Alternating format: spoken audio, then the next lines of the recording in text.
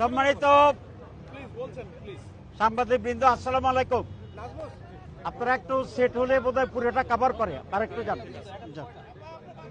আপনারা জানেন যে জাতিসংঘের মহাসচিব বাংলাদেশ সফর করছে এবং উনি গতকাল রোহিঙ্গা রিফিউজি ক্যাম্পে গিয়েছিলেন। আজকে আমাদের কনসেনসাস কমিটি যেটা আছে তার সাথে এবং বাংলাদেশের নেতৃস্থানীয় রাজনৈতিক দলগুলোর সাথে বসেছেন। সেখানে আমরা সংস্কারের ব্যাপারে কথা বলেছি, একটা ফেয়ার নির্বাচনের ব্যাপারে আমরা কথা বলেছি, টেকসই গণতন্ত্রের ব্যাপারে আমরা কথা বলেছি এবং জাতীয় ঐক্যের ব্যাপারে আমরা কথা বলেছি।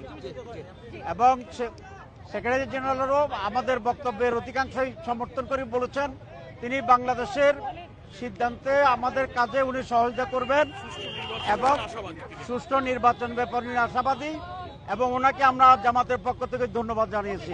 ধন্যবাদ very much।